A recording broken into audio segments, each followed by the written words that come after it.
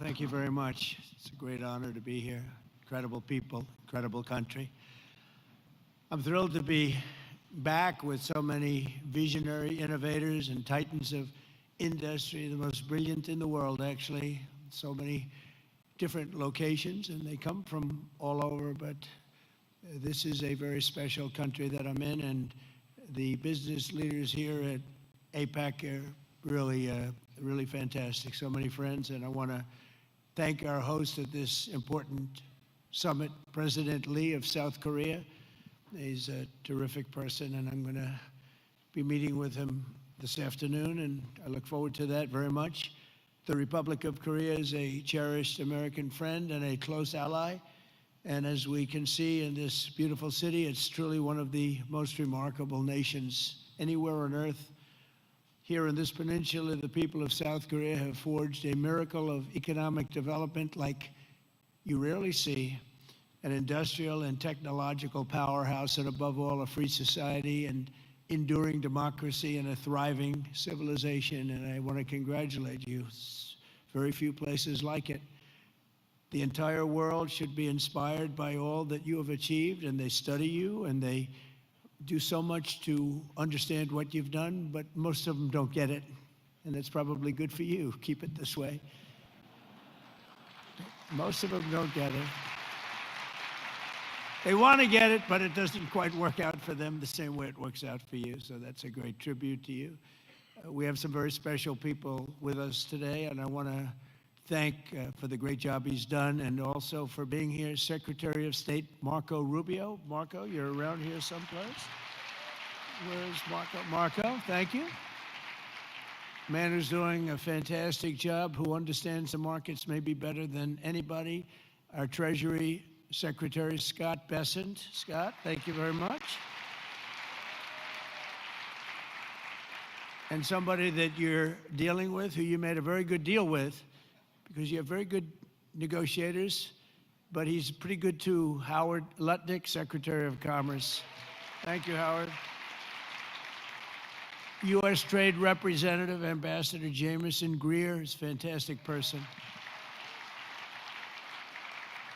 And your career's Minister of Trade, Industry, and Resources, Mr. Jung Kwon Kim, who's an incredible man, actually. My people say he's very tough, however.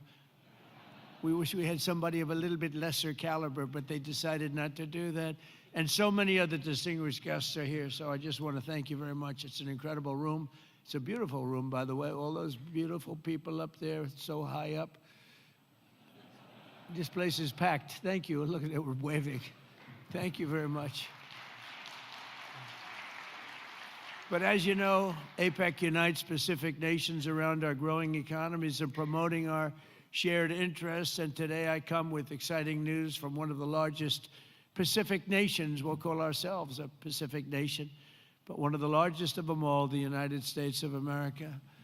I'm pleased to report to you that this afternoon, after 4 years of weakness, disaster, really decline, America is back, and it's back stronger than ever before. We're doing numbers that nobody's ever seen before. We're the hottest country in the world, actually, and I say that with other countries represented, and they admit it, but I do say it very proudly. 1 year ago, our country was in very, very serious trouble. Some people thought our country was dead.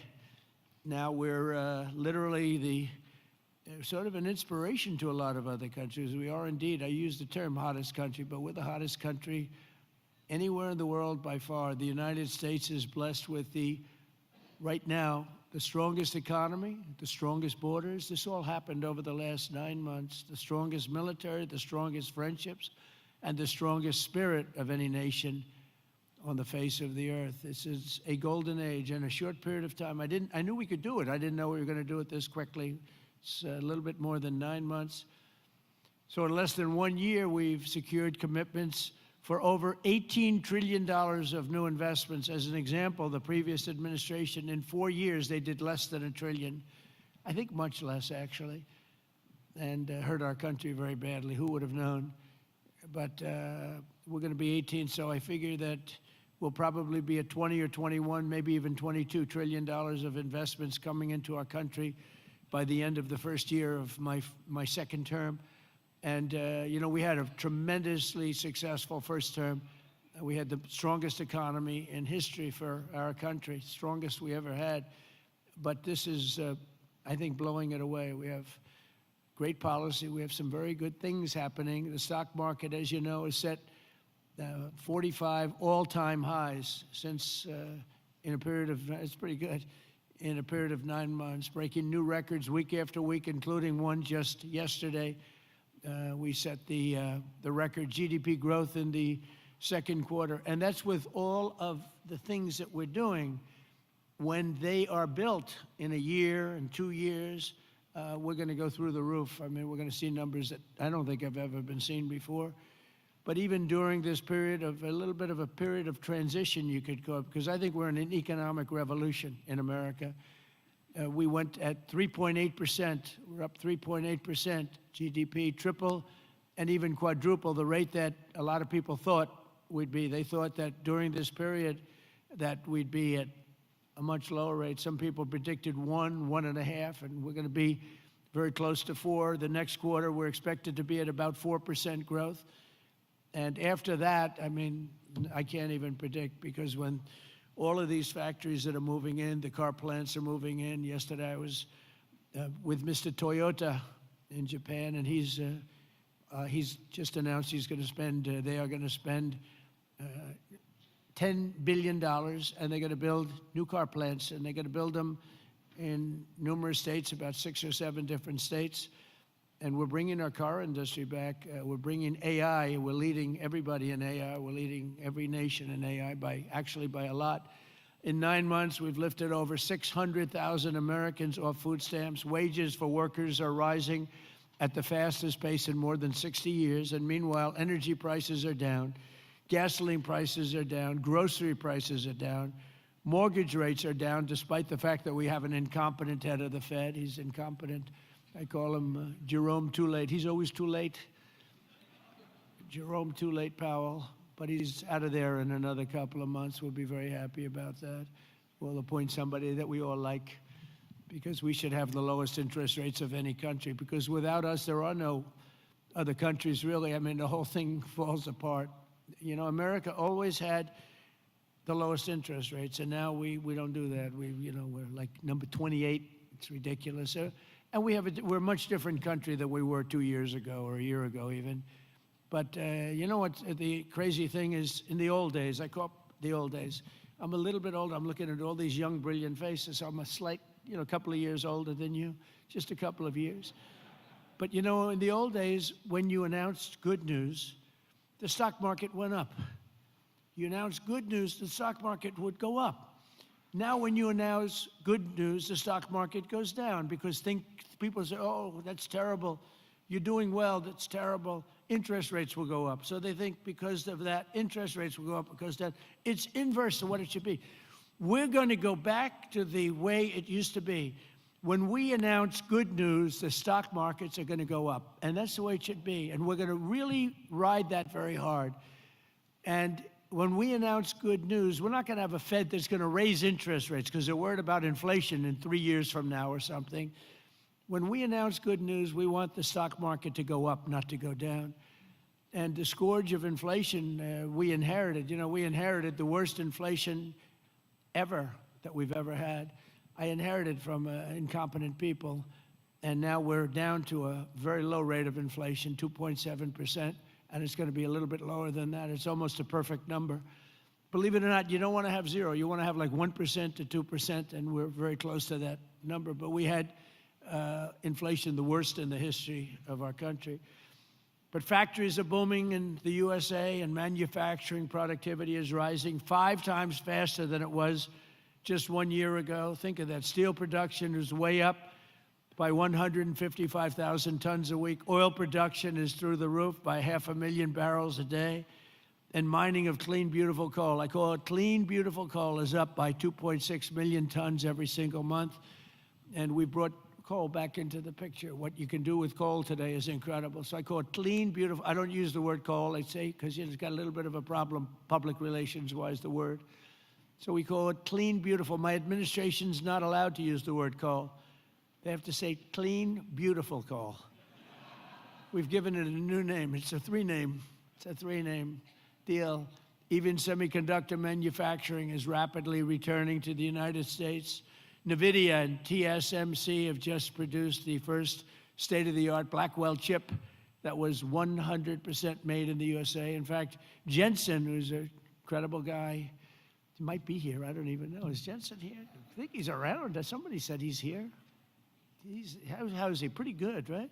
Got a chip that's like 10 years advanced, but he's great. And they're all, building now. They're building tremendous plants in the United States, Arizona, Texas, all over. We're going to have a big portion of the chip market just in a very short period of time. But these tremendous strides are also creating great jobs for our citizens. 1.9 million more American-born workers are employed today than when I took office 9 months ago. Think of that. Almost 2 million people more American workers. Nobody's ever had numbers like that. And those numbers are going to get much bigger, much better than that when we open these plants that are being built all over, the AI plants. I've never seen plants this big. I built shopping centers, I built a lot of things, but if you spend 250, 300 million, you can build a big shopping center. These people are spending $50 billion to build a building. And I say, what's your product? Information. I said, well, good luck. That's a lot of information you're going to have. But, they're the smartest people in the world are doing it, and they all think it's great. All I can do is make it easy for them. And what I've done, one of the things that I'm most proud of, because I thought of it like every country, our electricity production, our energy production is not, it's not, nobody ever saw this kind of a revolution with the AI. And what they need more than anything is electricity. So if a country was able to do that, it would be, pretty unusual. It would be very hard, maybe you could say impossible. So I came up with a concept when they build this massive plant, sometimes the size of Manhattan. Think of that. The size of Manhattan, these plants are the biggest. I've never seen anything like it, actually. Nobody has. There's never been anything like it. But I let them build their own electricity generating plants with it. So they're building their own electric. They're sort of becoming an electric producing company in addition to all of the other things that they produce, including information. And what they're able to do is start immediately. We're giving them very fast permits. We're no longer having them wait for 10 years, 12 years, 15 years prior to rejection. They'd go 15 years and then they'd get a vote, a rejection. And by that time, their concepts were old and obsolete anyway. So, it's terrible. And we're getting it done rapidly, literally rapidly. And they're coming up with electric generating plants, the likes of which nobody has seen. The companies are standard companies that do electricity and create power companies. They've never seen anything like it because we have a level of genius, a level of people that are designing things that nobody's ever seen before that produces vast amounts of electricity for their plant. And if they have extra electricity, they sell it back into the grid. So they really, it's really been amazing, and it allows people to start building immediately, and they can't blame the government. They won't blame me because I didn't produce enough out of the grid that's 200 years old. So we have more people now working than at any time in the history of our country, and we've sort of just begun. It's hard to believe, actually, if you knew where we were 2 years ago. All of this is incredible news for Americans and for nations around the globe, and it is for South Korea because we're partners. We're serious partners. We're wedded, and we have a very special relationship, a special bond. In fact, we're working with you on shipbuilding, where you're going to come in. We were the #1 in the world during World War II. We produced a ship a day. Can you believe it? Tankers and freighters and this, a ship a day. And today we're not really building ships, and we're going to start, and we're going to have a very thriving shipbuilding industry, and we're working it with South Korea very much so. In fact, some of the people in this room, they bought the Philadelphia shipyard. I think it's going to be one of the most successful yards in the world, anywhere in the world. It's great. Known for incredible production years ago, and sort of through bad management or bad thinking by people that were prior to me. I mean, you have to blame the president. You can give the president credit or blame the president, but I blame the presidents. They allowed the shipbuilding industry to go away, essentially, in our country. We're going to bring it back very, very powerfully. When America thrives, our partners thrive, and our alliances thrive with all of the countries. The Indo-Pacific thrives, and that's good for all of us, and the entire world becomes safer and wealthy and greater than ever before. We get along with a lot of countries. We solved a lot of wars and a lot of problems, and that's all good for all of us. The extraordinary American turnaround that I've just described has been achieved not by just continuing business as usual back in Washington. If I didn't win the election, and we won it in a landslide, we won by tremendous numbers. I had a whole thing too big, you have to say, too big to rig. We didn't want any rigging. We had these great polls going in. I said, don't believe the polls. Pretend we're 1 point down. Always assume we're 1 point down, and everybody voted. We won in a landslide. We won all 7 swing states. You have to win the swing states, and we won all 7, which is something that rarely happens. But to win the popular vote by millions, we won everything you can win. The Electoral College by a tremendous amount. We won in counties. They have counties, thousands of counties, and we were 2,700 compared to 525 actually. So think of that. We were 2,750 compared to 525. And that's why the map shows all red. Red being Republican, not something else. Red being Republican. Only a few people understand that one. My administration has rejected the old model of incompetent government that punished success and rewarded failure and made building anything almost impossible. When you come into our country, and many of you are doing that, but when you come into America, you're going to get service like you've never seen before. Quick permits, and we want safety, we want great environmental, we want everything good, but it's going to go quickly. We're rewarding those who build and create and hire and invest in the USA, and we're making America the best place on earth to do business, and that's what it's become very quickly.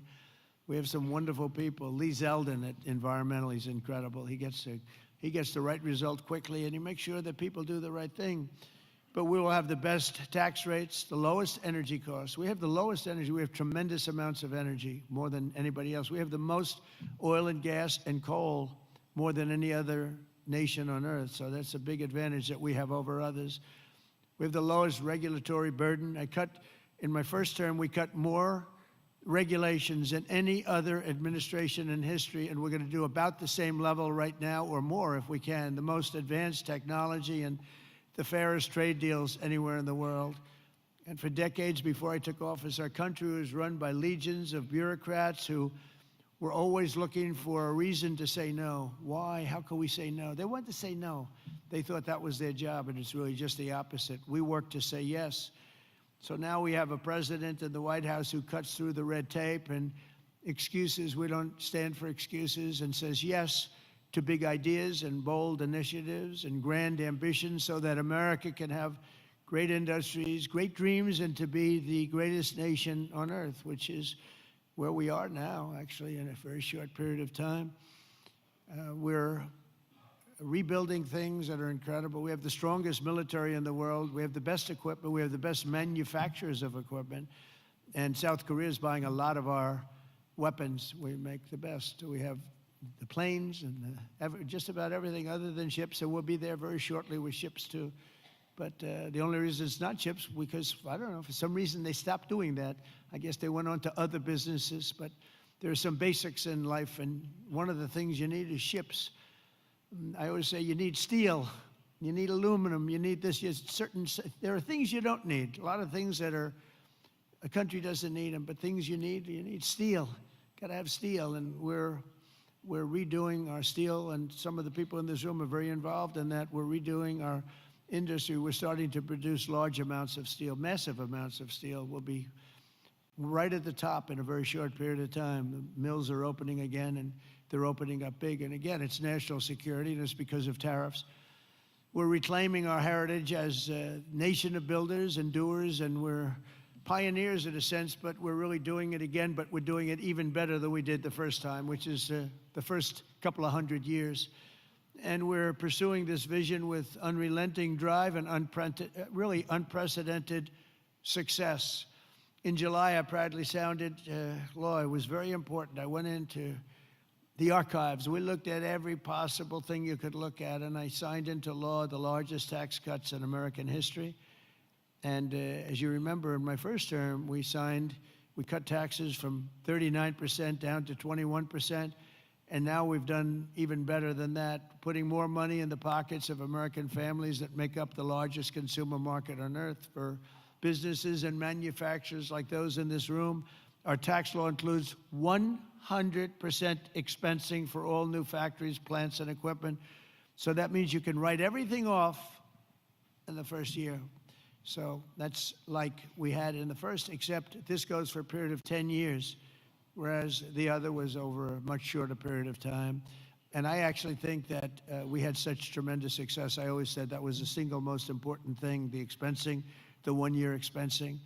Upon taking office, I signed executive orders that require that for every one new regulation, 10 old regulations have to be eliminated. I did that in the first term too, and it worked.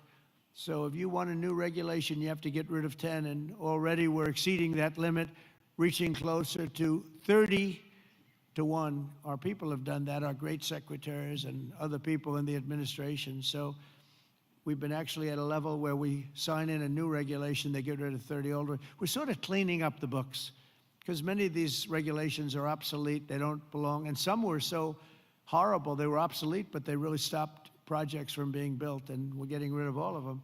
We've pretty much done that. We have streamlined permitting for all new energy and mining projects. It used to take decades for an administration to get something approved, and now it's a process that will take, generally speaking, less than 28 days.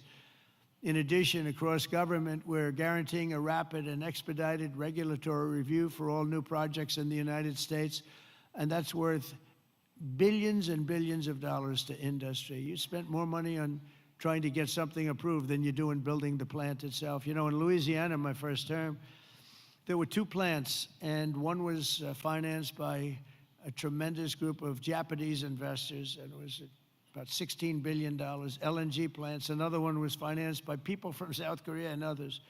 LNG, both have a massive LNG.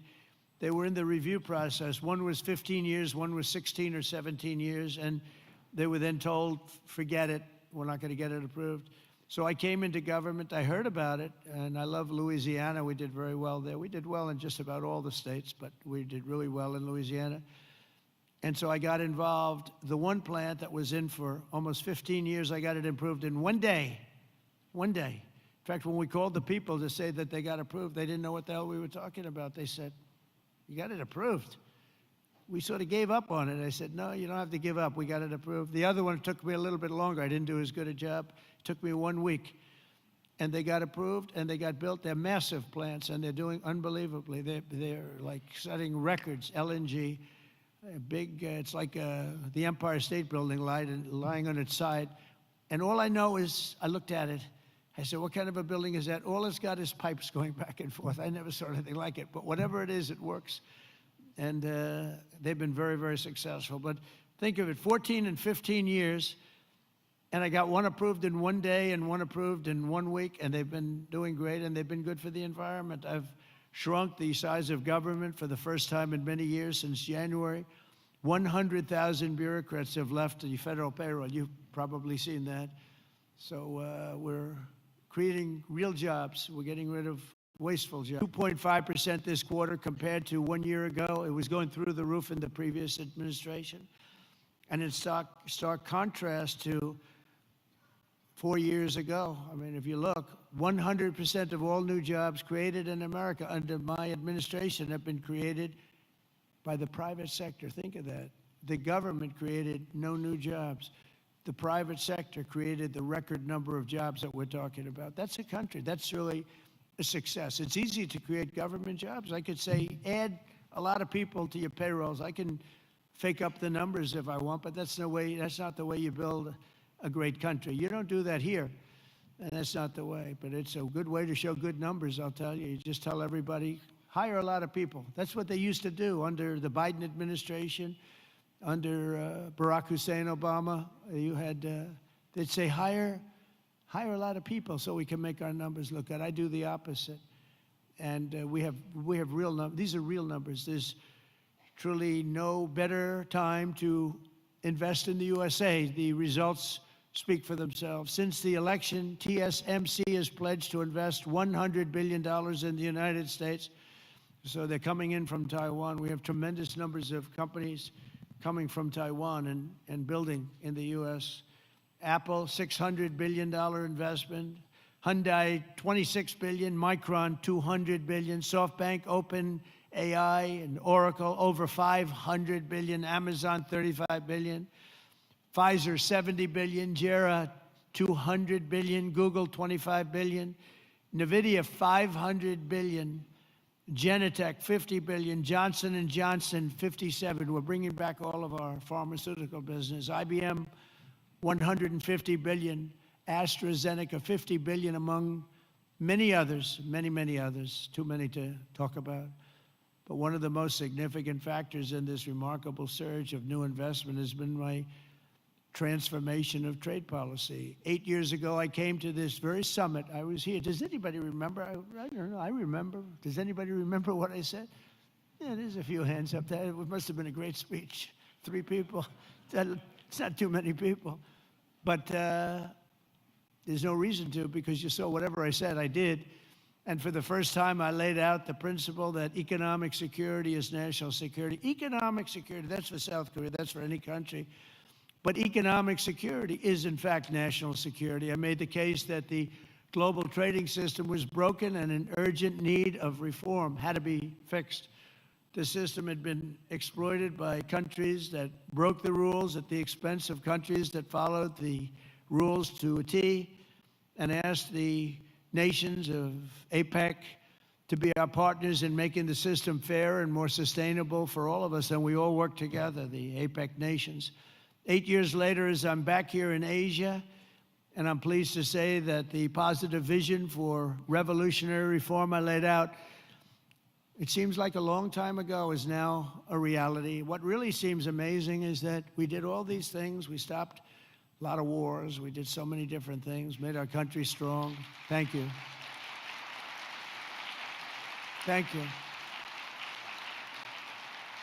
And the campaign seemed like so long ago, and I was reading something today in one of the journals, and they said, can you believe it? 1 year ago, I was campaigning to win. Think of that. It was about a week. In a week, it'll be November 5th. And November 5th was the election. I said, can you imagine that? Here I am, president. We've done so many different things economically, militarily, peace-wise, peace through strength. And yet, 1 year ago, it's not long ago, I was campaigning. We didn't win. We were campaigning, and then we had the election, and we had a great election. And the spirit in our country is like incredible if you compare that. We lost a lot of spirit in our country. Our country is depressed. They were very depressed, and they had a right to be. But around the world, we're signing one trade deal after another to balance our relationships on the basis of reciprocity. Very important word. On this trip alone, I've signed groundbreaking agreements with Malaysia, Cambodia, Japan. Our deal with the Republic of Korea will be finalized very soon, like moments or very shortly thereafter. These agreements will be incredible victories for all of us, because everyone is better off when we have stable partnerships, not plagued by chronic problems and imbalances. Probably you know that President Xi of China is coming tomorrow here, and we're going to be, I hope, making a deal. I think we're going to have a deal. I think it'll be a good deal for both. And that's really a great result. That's better than fighting and going through all sorts of problems and, no reason for it. I think it's going to be a great deal for both, so I'll be meeting him tomorrow. A lot of people are interested. They're also interested in what we're doing, but they're interested in that. I can tell you a lot. The world is watching, and I think we'll have something that's very exciting for everybody, and that's also good for South Korea. It's good for all nations. We're ending gaping trade deficits, unfair trade barriers to market access, insecure supply chains, weak, pathetic supply chains, and much, much more. We had such bad supply chains under the last administration. It was embarrassing. and we're entering a new era of trade that truly works for both sides. Got to work for everybody. You know, deals have to be good for everybody. I've heard that all the time, and I never really believed it, I'll be honest. I said, if you make a great deal. The best deals are deals that work for everybody, especially when you're talking about nations. You know, when you're talking about nations, it really is a little bit different than you're doing a business deal and you want to just rip their hearts out, right? These guys know what I mean. They've ripped out so many hearts. But when you have nations, it's a little bit different, you know? You gotta all balance out a little bit. When I announced reciprocal tariffs last April, some people thought it was wonderful, and others really weren't so sure. They weren't sure. They didn't understand tariffs because tariffs were used against us. We didn't use tariffs stupidly. And we do now. National security. This week we proved once and for all that few critics, there were no critics left. The only critics are people that took advantage of us for many years, and now they're not able to do that. The deals we're signing with our friends and partners are making our alliances closer and stronger than ever before, and they respect us because it was so foolish. The people that ran our country were so foolish. With these agreements, our nations will extend our vital security alliances into the realm of economic security for the first time ever. We're forging new partnerships on strategically important industries like shipbuilding, energy, semiconductors, critical minerals, and, very important pharmaceuticals. We learned that during COVID. We had to rely on other countries to give us pharmaceuticals. You can't do that. You have to, certain industries you want to have there. You want to have your medicines made ideally in your own country. Many of our agreements also include deepening collaboration of industries of the future, such as nuclear, quantum, artificial intelligence, where America is number one by a lot. Actually, we're really number one by a lot. We're number one in military consequence. We're number one in military in the quality of the weapons. That's why everyone wants to buy for us. I'll tell you what we have a long lead on is submarines, nuclear submarines. We are so far advanced that by perhaps 20, 25 years. We're 25 years ahead of any competition. And not only are the tariffs strengthening our alliances, they're also bringing peace to the world. On Sunday in Malaysia, we signed the Kuala Lumpur Peace Accords, ending forever the war between Cambodia and Thailand. Thank you. Thank you. You know, it's interesting. We were making trade deals with Cambodia and with Thailand, and I sort of watch what I do. I don't go to the beach and sleep all day. I like to watch. And I see Cambodia, Thailand, among many other nations. And this is true for numerous other deals too. But I see Cambodia, Thailand, and I read a front page story about the fact that there were thousands of dead people along the border. And they fought for a long time. And I said, wait a minute, we're making deals? And they're starting a war? They were just starting, and it was vicious. Thousands of people were killed along the border, their two borders. And I said, let's call the head. I didn't know the heads of either one. I called them. They were both great people and sort of reasonable. I said, listen, you want a trade deal? We're not going to make a deal with you if you're going to be in war. Then I called Cambodia. I called Thailand. I called Cambodia, back and forth. And after about 2 days, we ended up with the help of Malaysia. Malaysia was like a mediator. We used a beautiful facility in Malaysia because it was too hot. The other two, and I don't mean hot weather-wise. I mean it was hot. It was too hot with bullets flying all over the place. And Malaysia was fantastic, and they helped implement it. The prime minister was great guy. Just left him. And within 2 days, we signed a deal. And the two people came in. They were like best friends. It was a beautiful thing to see. We saved, probably millions of lives. They've had a tempestuous relationship for, I said, for how many years? 500 years. I said, that's a long time. That's a long time. But we think this is going to be, hopefully, I use the word everlasting. Same thing in the Middle East. We hope it's going to be everlasting peace. They've never had peace. They've 3,000 years, and we signed in the Middle East. But I've ended 8 wars in 8 months, and in many instances, trade has played a big part in getting those those wars ended. On top of it all, tariffs now projected to reduce our deficit by $4 trillion over the next 10 years, and I think actually much more than that. That's national security, because you can't have deficits and you can't have debt all over the place. And it stops inflation and strengthening the dollar and ultimately balancing our federal budget, which I think we're going to do very quickly, only because of our policy of fair tariffs. And for any company that does not wish to pay the tariff, I say, you know, you could build your factory in America. If you build your factory in America, there is zero tariffs.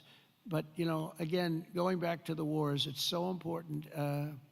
If you look at India and Pakistan, so I'm doing a trade deal with India, and I have great respect and love. As you know, for Prime Minister Modi, we have a great relationship. Likewise, the Prime Minister of Pakistan is a great guy, and the Field Marshal, they have a Field Marshal. You know why he's a Field Marshal? He's a great fighter. He really is. He's a great guy, too. And so I know them all. And I'm reading that 7 planes were shot down. They're going at it, and they're really starting to go. And it's a big thing. These are 2 nuclear nations, and they're really going at it. And I called Prime Minister Modi. I said, we can't make a trade deal with you. No, we must make a trade deal. I said, no, we can't. You're starting a war with Pakistan. We're not going to do it. And then I called Pakistan. I said, we're not going to do trade with you because you're fighting with India. And, you know, 2 nuclear nations. And they said, no, you should let us fight. They both said that. You know, they're warring. They're strong people, I'll tell you what. Prime Minister Modi is the nicest looking guy. He says, and he looks like you'd like to have your father, like, he's a killer. He's tough as hell. No, we will fight. I said, whoa, this is the same man that I know. But after a little while, and they're good people, and after literally 2 days, they called up and they said, we understand, and they stopped fighting. How is that? Isn't that amazing? Now, you think Biden would have done that? I don't think so. Most people wouldn't have thought of it, but, you know, they wouldn't have thought of it. No, but here we are, we're doing deals. So you add an extra sentence, and you say you have to stop shooting at each other. 7 planes were shot down. You have to stop the war. And they stopped the war. And if it weren't for the tariffs, I said I was going to put 250% tariffs on each country, which means that you'll never do business. In other words, there's nothing you can sell for 250%. That means, that's a nice way of saying we don't want to do business with you. You don't have to say that, because that's a nasty, we don't want to do business. No. You say, we're going to put 250% tariffs if you don't stop the war. And they understood that, and within 48 hours, we had no war, no people killed. I mean, it's makes me feel so good. It's we saved millions and millions of lives with all of them. Azerbaijan. If you look at just take a look at that one. That was going on for, I think, 38 years, right? And President Putin called me. He said, "It's amazing. It's amazing. We couldn't get that war stopped. 38 years it went on, millions of people killed, and we got it done." And the 2 countries came in, and they were in the White House, and they started off here, and they got closer, closer, closer, closer. After an hour, they were hugging each other in peace. It was amazing, actually. It was beautiful to see 2 very good countries, 2 very good leaders. One was there for 22 years, one was there for 7, and they both said, my entire political life, all I did was shoot people on the other side. And we got it closed up, and we did that 8 times. The only one I didn't do is Russia, Ukraine, but that'll get done too. That'll get done. I thought that was going to be an easy one because of my relationship with President Putin. He turned out to be a little different, but I think it'll get done. It's would have never started if I were president. That war would have never, ever started. So we've used trade to create peace in a lot of different locations. We also solved the war in Africa, Congo, Republic of Congo, and Rwanda. That was much smaller to do with trade, more to do with common sense. They were fighting for years. 10 million people were dead, and we got that one done too. So we did a lot of them. We did 8 in 8 months, and I think the other one's going to come along. I really think so. I thought that would have been one of the easier. Who would have thought we created peace in the Middle East but didn't get Russia and Ukraine? Because peace in the Middle East was undoable. They're shaking their heads. It was undoable. We got it done. 3,000 years, okay? They never had peace. They never had anything like it. We have all countries signed up, and the level of spirit and everything, I think it's gonna hold for a long time, hopefully forever. Hopefully that's an everlasting one too.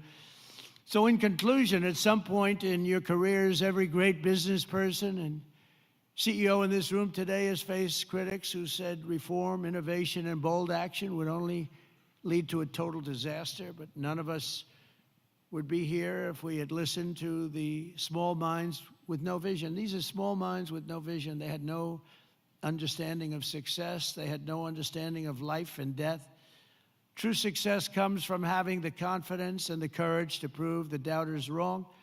And oftentimes you'll go the opposite way of almost everybody, and you'll be the one that's right, and the others will be the one that's wrong. And that's where you have your greatest successes. And that's what America and our Indo-Pacific partners really are doing this week, and what our businesses and entrepreneurs do each and every day. That's what you do, the most successful people in the world. Together, we're solving the challenges that no one before us has ever been able to solve. And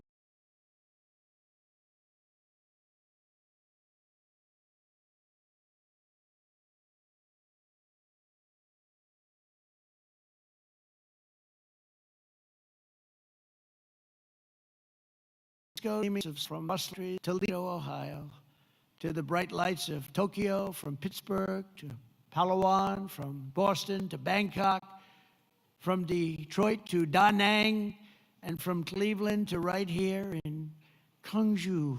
Nice place. Did I do good with that one? Did I do okay? Gyeongju. Good, beautiful place, by the way. We're strengthening old friendships, forging new bonds, building new factories, pioneering new industries, and creating a dramatically better world for our children and for generations to come. Together, we will build a future of strong, independent nations on both sides of the vast ocean, joined by our common interests, united by common values, and reaching constantly toward a richer, safer, and more peaceful Pacific with fairness, persistence, and common sense. That's such an important two words. We will build together, we will trade together, we will prosper together, we will thrive together, and above all, we will win together like never before. We're gonna have an incredible relationship together for generations to come. And I just want to thank everybody in the room. I know so many of you, you're incredible people. God bless you. God bless the nations of this great region, and God bless America. Thank you very much, everybody.